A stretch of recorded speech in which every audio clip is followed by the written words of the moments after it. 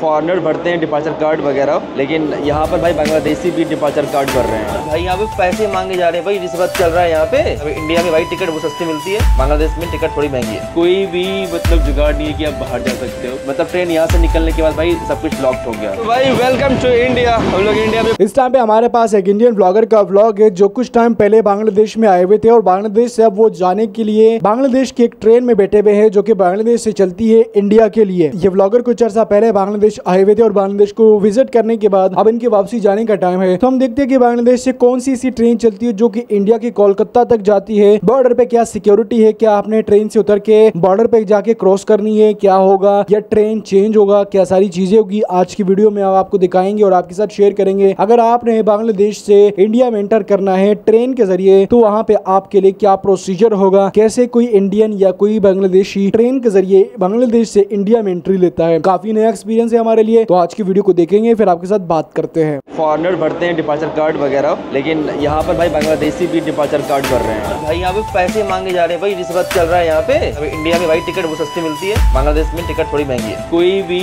मतलब जुगाड़ नहीं है कि आप बाहर जा सकते हो, मतलब ट्रेन यहाँ से निकलने के बाद भाई सब कुछ लॉक्ड हो गया। तो भाई वेलकम टू इंडिया। हम लोग इंडिया में पहुँच चुके हैं।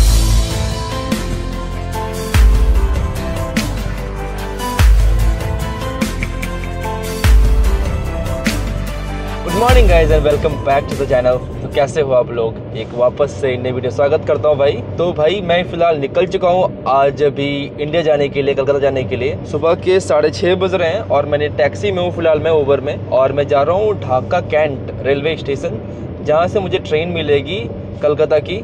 और भाई सुबह सुबह एकदम बिल्कुल भी कोई ट्रैफिक नहीं है। सबसे अच्छी भाई बात हुई कि सुबह सुबह तो बिना ट्रैफिक के हम लोग जा रहे हैं। ये भाई एक्सप्रेस लाइन है जो कि एयरपोर्ट और सिटी को जोड़ती है। इस पे जाने के लिए आपको देने पड़ते हैं 80-90 टाका। तो ये जो मेरे जो पीछे आपको जो देख रहा है, बट फिलहाल मैं डायरेक्टली जा रहा हूँ अभी रेलवे स्टेशन। 6:30 का रिपोर्टिंग टाइम था, मैं अराउंड 6:45 बजे के आसपास पहुँचूँगा। तो आई थिंक वो भी ठीक है, उतना कोई दिक्कत नहीं है। मैं आपको जाके वहाँ सारा बताता हूँ कि प्रोसेस क्या है, कैसे हमारा इमिग्रेशन एंड सब कुछ कहाँ पे होगा, आपको मैं ढाका कैंट जाके बताता हूँ। तो भाई मैं ढाका कैंट रेलवे स्टेशन आ चुका हूँ। ये जो मेरे सामने जो आप ट्रेन देख रहे हो, यही जाएगी इंडिया के लिए भाई, Bangladesh railway AC chair car. तो जरा चला जाए अंदर, ताकि सबसे पहले इमिग्रेशन फॉर्मेलिटीज एंड सब कुछ होता है वो जाके पूरा करके और इस ट्रेन को लेके कलकत्ता निकला जाए। छोटा सा भाई रेलवे स्टेशन है ये ढाका कैंट का, कोई खासा बड़ा नहीं है भाई ये। और ये जो मेन रेलवे स्टेशन है उससे काफ़ी दूर है। यहाँ का जो मेन रेलवे स्टेशन है भाई वो कमलापुर है, लेकिन उन्होंने एक छोटा सा यहाँ पे बना रखा है। यहाँ से ज़्यादा ट्रेन पास नहीं होती, यहाँ से ट्रेन चलती है बट यहाँ से बहुत ही कम ट्रेन चलती है। तो यहाँ पे सिक्योरिटी वाइज, यहाँ पे इमिग्रेशन वाइज इसलिए यहाँ पे डर दिया, क्योंकि यहाँ पे कम लोग आते हैं। कि अगर बड़े वाले पे डालते जो कि कमलापुर है तो भाई वहाँ पे इतने लोग रहते तो ईजियर है भाई यहाँ पर। तो भाई टर्मिनल के अंदर आ चुका हूँ और भाई आने के बाद सबसे पहले मिला एक डिपार्चर कार्ड।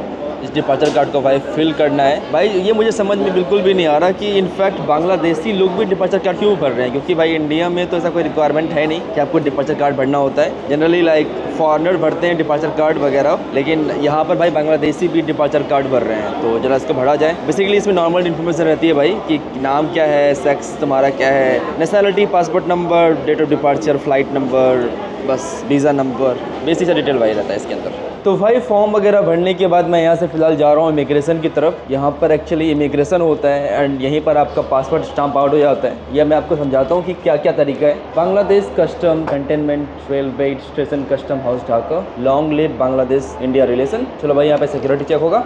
ये भाई लंबी लाइन है इमिग्रेशन की। तो भाई फिलहाल मैं इमिग्रेशन वगैरह करवा के सब कुछ आ चुका हूँ। सब कुछ मुश्किल से 10 मिनट लगा। इमिग्रेशन, कस्टम, भाई इनका जो यहाँ पे जो बैगेज मशीन था, जो उससे बैग चेक करते हैं, एक्सरे करते हैं, वो काम नहीं कर रहा था। तो बिना एक्सरे के ही आ गया भाई। किसी ने भाई बैग वगैरह को चेक ही नहीं किया कि बैग के अंदर क्या है नहीं है। लेकिन मैं आपको सबसे पहले दिखाता हूँ कि यहाँ की ट्रेन दिखती कैसी है। भाई यहाँ पे देखो लिख रखा है ढाका कलकत्ता ढाका, और भाई मैत्री एक्सप्रेस इस ट्रेन का नाम है 3107 और 3108। ये ऐसी कुछ ट्रेन है भाई।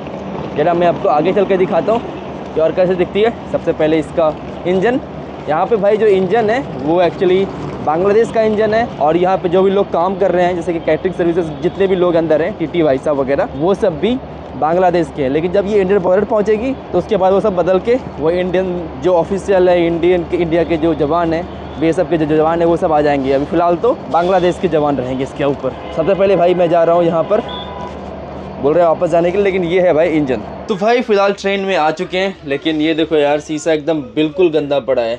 चलो मैं खुद जाके शीशा साफ़ करता हूँ जाके बाहर से, अपना कम से कम शीशा साफ़ कर लेता हूँ। ये भाई 2 लोगों के लिए ज़रा मैं आपको बाहर से दिखाता हूँ, लेकिन भाई सबसे पहले शीशा साफ़ किया जाए। भाई ये हमारी सीट है बांग्लादेश रेलवे इंटरसिटी, बट भाई यार शीशा इतना गंदा पड़ा है, मैं सोच रहा हूँ साफ़ करूँ, बट भाई साफ़ ही नहीं हो रहा शीशा।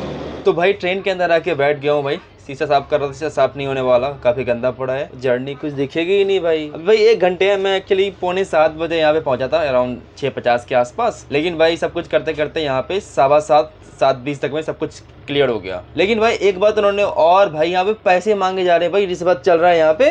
They ask for the money, remember The police, immigration police बोलता है कि मनी लाइक किस बात का पैसा भाई आपको बताओगा, कोई ऑफिशियल तो मैं दे सकता हूँ। बोलता है नहीं मनी दो, हमारे चाय के लिए, हमारे इसके लिए। मैंने कहा खुलेआम रिश्वत मांग रहे हो भाई, ये क्या हिसाब किताब है भाई। आज तक मेरे से इंडिया के अंदर इंडियन इमिग्रेशन ऑफिसर ने मेरे से आज तक कभी रिश्वत नहीं मांगे हैं, लेकिन पहली बार हो रहा है भाई कि यहाँ पे रिश्वत मांगे। हालांकि पहली बार नहीं, अफ्रीका में बहुत बार रिश्वत मांगे जा चुके हैं, लेकिन बांग्लादेश से ऐसी एक्सपेक्टेशन नहीं थी कि भाई बांग्लादेश के अंदर भी रिश्वत मांगे जाएंगे। और इनफैक्ट भाई लोग दे रहे थे, मैंने भाई लोगों को पैसे देते देखा कि लो भाई, ये लो 200, ये लो 500, ये लो 1000। तो भाई लोग एक्चुअली रिश्वत यहाँ पे दे रहे हैं, तो यहाँ पे रिश्वत वगैरह चलता है, इस बात का भाई ध्यान रखना। और दूसरी बात भाई कि मुझे लगा था कि यहाँ पे एक डिपार्चर टैक्स लिया जाएगा जो कि 1000 टका का जनरली होता है। अभी सोमरिता इंडिया बॉर्डर क्रॉस की थी भाई भैया सेलत से वो डॉकी बॉर्डर क्रॉस करके गई थी वो मेघालय, बट भाई उससे 1000 रुपये लिए गए थे, 1000 टाका। लेकिन भाई यहाँ मेरे से 1 रुपये टाका भी नहीं लिया गया, मतलब उन्होंने मुझसे 1 रुपये भी चार्ज नहीं किए। तो प्रोबेबली जो ट्रेन की टिकट है भाई वो 4900 टका का टिकट है, तो मुझे लगता है कि ट्रेन टिकट में ही इंक्लूडेड होगा वो डिपार्चर टैक्स जो होता है, क्योंकि बहुत ही महंगा टिकट है भाई। मैं आपको बताता हूँ कि टिकट का क्या हिसाब किताब है। इंडिया में भाई टिकट वो सस्ती मिलती है, बांग्लादेश में टिकट थोड़ी महंगी है। तो भाई ट्रेन के अंदर बेसिकली यहाँ पे 2 ही क्लास हैं, एक तो भाई AC स्लीपर जो सोने का हिसाब, और एक AC बैठने का हिसाब किताब। तो मैं आपको स्लीपर दिखाता हूँ बाद में। जो मेरा रूम है ये है भाई AC बैठने का हिसाब किताब, यहाँ पे सिर्फ आप बैठ के जा सकते हो। ये पूरा भाई सिर्फ बैठने वाला कंपार्टमेंट है। मोस्टली ये जो AC जो बैठने वाला है भाई, AC जो सीट वाला है वो पूरा फुल हो चुका है। और जो AC स्लीपर है भाई, क्योंकि दिन की जर्नी है तो भाई ज़्यादा लोग सोते नहीं है, तो बैठ के जाते हैं। तो जो AC जो स्लीपर है वो पूरी तरह से एकदम खाली पड़ा हुआ है। AC स्लीपर और AC बर्थ के अंदर भाई 1000 रुपये का डिफरेंस है। तो भाई मैं जरा टिकट की बात कर लेता हूँ। ये कुछ ऐसे दिखती है भाई, पैसेंजर टिकट फॉर मैत्री एक्सप्रेस। एक्चुअली इस टिकट को आप ऑनलाइन नहीं खरीद सकते। इस टिकट को खरीदने के लिए अगर आप इंडिया से आ रहे हो तो आपको खरीदना पड़ेगा भाई ये टिकट कलकत्ता रेलवे स्टेशन में। अगर आप यहाँ से जा रहे हो, ढाका से कलकत्ता जा रहे हो, तो भाई आपको जाना पड़ेगा कमलापुर रेलवे स्टेशन। आपने पिछले वीडियो में देखा था कि मैं वहाँ जाके टिकट का खरीदा था। जरा भाई मैं टिकट के प्राइस की बात कर लेता हूँ। जैसा कि कल मैंने आपको बताया था कि मैंने जो पे किया था वो 4900 टका था भाई। अगर आप उसको इंडियन रुपीज में कन्वर्ट करोगे, अनऑफिशियल रेट जो कि भाई जो रेट में जो आप यहाँ पे चेंज करवाते हो भाई वो पड़ेगा 3450 रुपये के आसपास, 3450 इंडियन रुपीज। लेकिन अगर आप ऑफिशियल रेट में चेंज करवाते हो, मतलब आप ATM से पैसे विड्रॉ करवाते हो, तो भाई आपको पड़ेगा 3770 INR। काफी महंगा भाई। बैठने की अगर बात करें, जो सीटिंग की बात करें AC सीटिंग की, तो भाई 3600 टका का पड़ेगा, 3600 टका। अगर आप करवाते हो अनऑफिशियल में तो वो भाई पड़ेगा 2535 रुपये, 2535 इंडियन रुपीज। और अगर आप अनऑफिशियल वे में चेंज करवाते हो तो भाई पड़ेगा ये आपको 2770 इंडियन रुपीज, 2770 रुपये। लेकिन भाई आप अगर कलकत्ता से आप ढाका आते हो तो भाई सस्ता है वो। मतलब AC स्लीपर का भाई जो प्राइस है 2675 है, और AC जो सीटिंग का प्राइस है भाई 1775 है। ये भाई जो प्राइस जो आपको मिलेगा जो 2675 और 1775, ये भाई आपको कलकत्ता से ढाका के टाइम में मिलेगा। तो भाई आई थिंक मुझे लगता है कि यहाँ से जो जाने वाली जो ट्रेन है जो कि ढाका से भाई कलकत्ता जाती है वो ज़्यादा एक्सपेंसिव है, 1000 रुपये कंपेयर टू जो कलकत्ता से ढाका आती है। मोस्ट प्रोबेबली इसको जो रीजन हो सकता है कि यहाँ पे डिपार्चर टैक्स लगता है 1000 टका, जो कि आपसे लिया जाता है आप जब कंट्री छोड़ते हो। तो हमसे उन्होंने अभी कुछ नहीं लिया, तो मोस्ट प्रोबेबली उसके लिए 1000 रुपये एक्सपेंसिव है कि भाई 1000 टका 700 रुपये बनते हैं, तो 700 रुपये एक्सपेंसिव बनना चाहिए भाई। ये तकरीबन भाई 1100 रुपये 1200 रुपये एक्सपेंसिव है। तो भाई ट्रेन अपने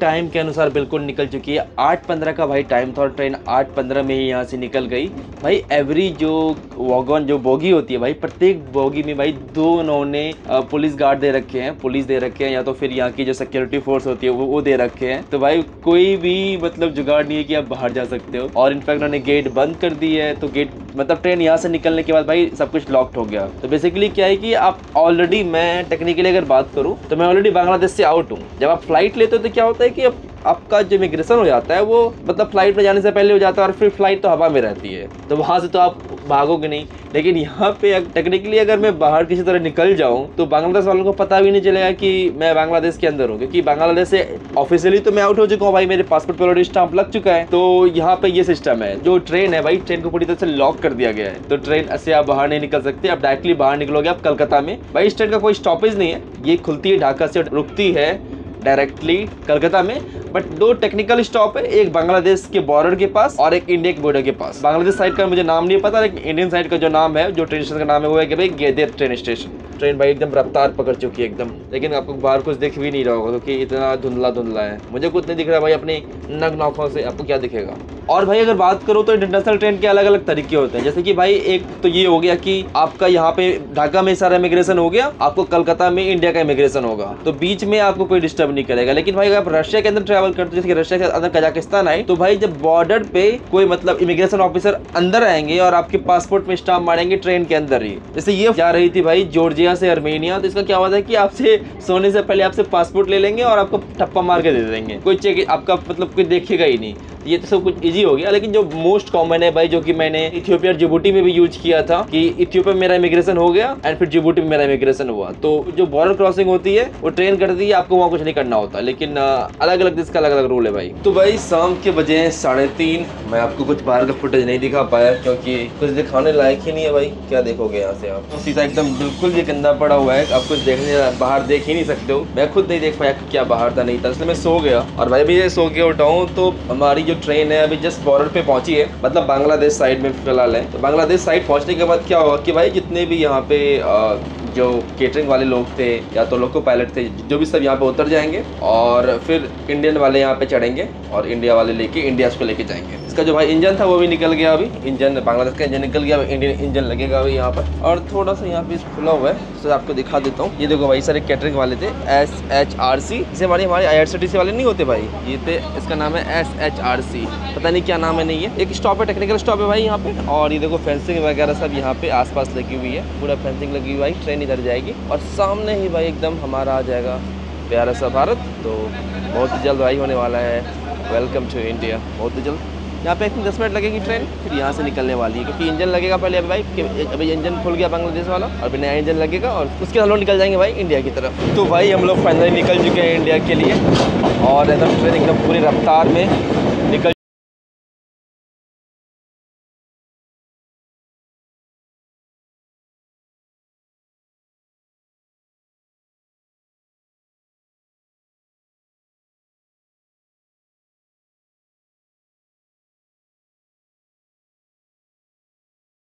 तो भाई फाइनली ये है लाइन जो कि अलग करती है, ये है भाई नो मैंस लैंड। और हम लोग अब इंटर करने वाले हैं इंडिया में किसी मोमेंट में। यहाँ पे इंडिया का साइन बना होगा, ये भाई पूरा नो मैंस लैंड है। देखो आप फेंसिंग वगैरह लगी हुई है, पूरा का पूरा फेंसिंग है ये। बस अब किसी मोमेंट इंटर कर सकते हैं हम लोग इंडिया।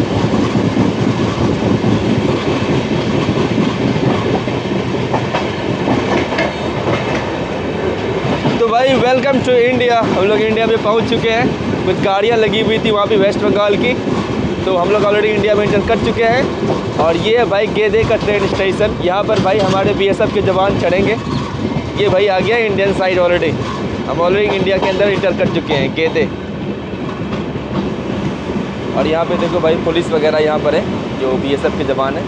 भाई यहाँ पे लिखा हुआ है वेलकम टू गेदे रेलवे स्टेशन और हम लोग ऑलरेडी इंटर कर चुके हैं। भाई बांग्लादेश में कोई चेक इन वगैरह नहीं हुई थी, लेकिन यहाँ पर एक्चुअली एक जो यहाँ पे BSF के जो लोग जवान हैं वो एक्चुअली कुत्ता लेके आ रहे हैं, तो आई थिंक कुत्ता यहाँ पे सबका बैग वगैरह सूंघेगा मेरे हिसाब से।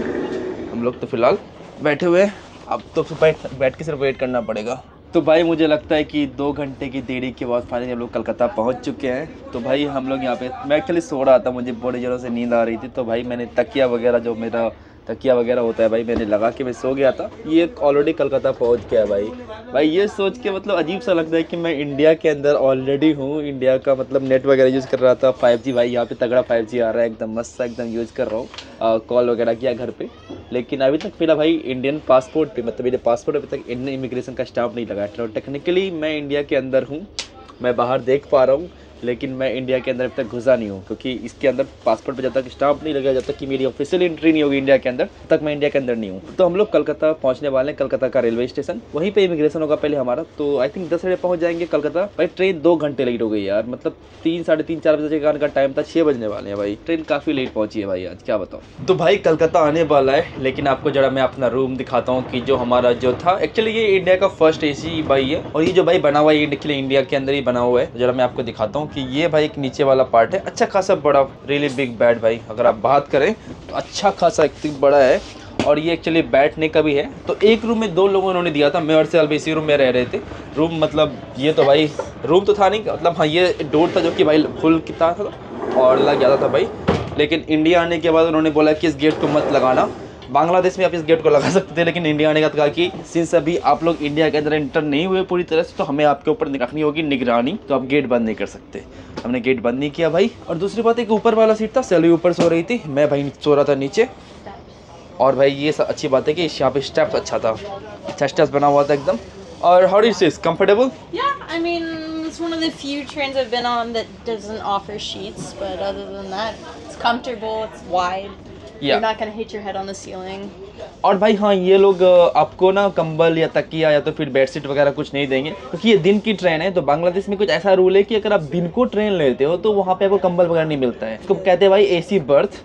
और अगर आप रात को लेते तो कहते हैं भाई AC स्लीपर। तो बड़ा हिसाब किताब वियर्ड है बांग्लादेश के अंदर। शायद इंडिया से जाओगे तो हो सकता है कि आपको कंबल मिले, पता नहीं, क्योंकि भाई मुझे इंडिया से मैं गया नहीं, मैं बांग्लादेश से आ रहा हूँ इंडिया। ऑलमोस्ट भाई कलकत्ता आने वाला है। हम लोग ने जस्ट भी दमदम रेलवे स्टेशन क्रॉस किया है, तो कलकत्ता बस 2 मिनट पहुंचेगा कलकत्ता रेलवे स्टेशन। एंड भाई यहाँ पे जब BSF के जवान हमारे ट्रेन के अंदर आए तो वो थोड़ा स्ट्रिक्ट थे, क्योंकि मैं जब था तो ट्रेन का वो लोग दरवाजा वगैरह खोलने दे रहे थे, बांग्लादेशी की पुलिस। तो बांग्लादेश के अंदर आप ट्रेन का दरवाजा वगैरह खोल सकते थे, लेकिन भाई यहाँ पर इंडिया के अंदर दरवाजा वगैरह खोलने नहीं दिया भाई। और जब बांग्लादेश की जब पुलिस थी तो लोग भाई बहुत सारे बांग्लादेशी जाके स्मोक वगैरह कर रहे थे। और जैसे ही भाई दे आया और भाई BSF के जवान आए, उन्होंने सख्त मना किया कि उनको डांटा भाई कि क्यों स्मोक कर रहे हो वगैरह वगैरह। तो इंडिया के अंदर थोड़ा स्ट्रिक्ट रूल है, बांग्लादेश के अंदर थोड़ा सा एकदम रिलैक्स था कि आपको जो करना है करो, उतना कोई दिक्कत नहीं है। It's also the first time I saw a dog on a train. हाँ भाई, और एक डॉग आया और कुत्ता आके हमारा बैग वगैरह सूंघ के गया, बस ठीक है। और प्रोबेबली आई थिंक हमारा बैग स्कैन होगा जब हम लोग कलकत्ता में इमिग्रेशन क्रॉस कर रहे होंगे, क्योंकि फिलहाल तो हम लोग ने इमिग्रेशन क्रॉस किया नहीं है। आ चुके हैं, ऐसा लग रहा है कि भाई ट्रेन के अंदर है कि जाऊँगा बाहर डायरेक्टली निकल जाऊँगा, बट यहाँ पे बाहर निकलने में टाइम लगेगा, क्योंकि हमें भाई इमिग्रेशन क्रॉस करना होगा। तो वेलकम टू इंडिया भाई, मैं इंडिया पहुँच चुका हूँ कोलकाता रेलवे स्टेशन।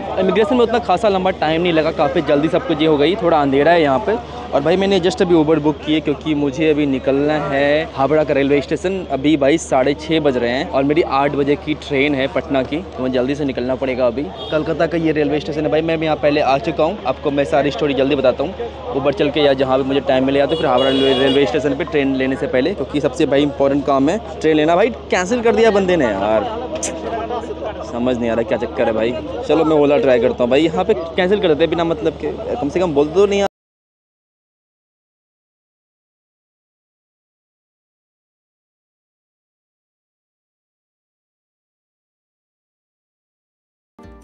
तो आप लोगों ने वीडियो देखी होगी, इंटरेस्टिंग होगी। मुझे अभी याद आया कि आज से पहले भी हमने एक इंडियन ब्लॉगर के व्लॉग के ऊपर रिएक्शन दिया था, जब वो बांग्लादेश आए हुए थे और वो विजिट कर रहे थे। उस ब्लॉगर को तकरीबन उसकी वीडियो को रिएक्शन देते हुए हमें 3-4 महीने हो चुके हैं, लेकिन वो भी जब वापसी जा रहे थे मैत्री एक्सप्रेस में जा रहे थे, मुझे भी याद आया। और ये मैत्री एक्सप्रेस बांग्लादेश के एक हिस्से से इंडिया के दूसरे हिस्से तक जाती है, लेकिन यहाँ पे अगर आपको जाना है तो आपने सिर्फ पासपोर्ट दिखाना है कि भाई मैं इंडिया से हूँ और मैं इंडिया वापसी जाना चाहता हूँ इस ट्रेन के अंदर। क्योंकि इस ट्रेन में आप तभी इंडिया जा सकते हैं कि आपके पास वीजा पासपोर्ट होना चाहिए। वीजा पासपोर्ट होने के बावजूद आप इस ट्रेन में बैठ सकते हैं, लेकिन ट्रेन अगर किसी स्टेशन पे रुक जाती है तो स्टेशन पे आप उतर नहीं सकते। मतलब कुछ लोगों की आदत होती है ना, जब भी वो ट्रेन में जाते हैं तो कोई भी स्टेशन जब रुकता है वो ट्रेन से नीचे उतर जाते हैं, लेकिन इस पे ऐसा नहीं होगा। जब तक ये ट्रेन जाती है आखिरी स्टेशन पे, वहां तक आपको ट्रेन से नहीं उतारने दिया जाएगा, गेट्स को बंद कर दिया जाता है। जब आखिरी स्टेशन आया जाता है तो ना तो लोगों को ट्रेन में कोई चढ़ सकता है ना तो उतर सकता है। जब एक दफा इस ट्रेन के दरवाजे बंद हो जाते हैं बांग्लादेश में, तो वो फिर इंडिया में खुलते हैं। तो आप लोगों ने अगर इंडिया जाना है तो आपने पासपोर्ट वीजा सिस्टम सारा कर लेना है। अगर आपने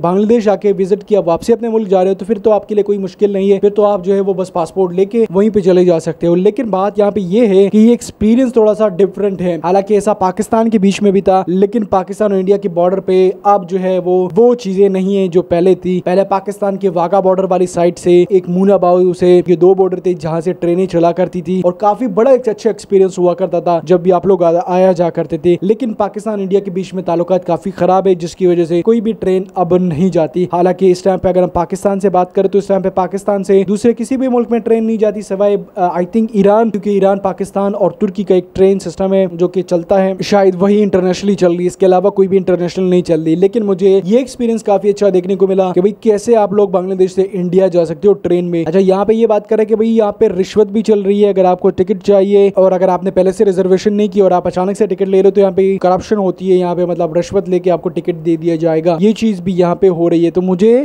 तो नहीं लगता था कि ऐसा होगा बांग्लादेश में, लेकिन इस दफा देख के मुझे भी इस बात की टेंशन हो गई कि यार करप्शन जो है ना बांग्लादेश में है। जैसे कि पाकिस्तानी एक पॉलिटिशियन ने कहा था कि करप्शन बांग्लादेश में ज्यादा है पाकिस्तान से, तो बांग्लादेश में भी जाहिर सी बातें होगा। पाकिस्तान से आजाद होने वाला मुल्क है तो पाकिस्तान में अगर करप्शन है तो वहां पे नहीं हो सकती, होगी, बिल्कुल डेफिनेटली होगी। वेल, अगर आज का ब्लॉग आपको अच्छा लगा है और आपको पता चल चुका है कि कैसे आप लोग इंडिया से बांग्लादेश और बांग्लादेश से इंडिया माई3 एक्सप्रेस पे एक दूसरे मुल्क में आए जा सकते हो, जैसे कि पहले पाकिस्तान इंडिया के बीच में समझौता एक्सप्रेस चलती थी।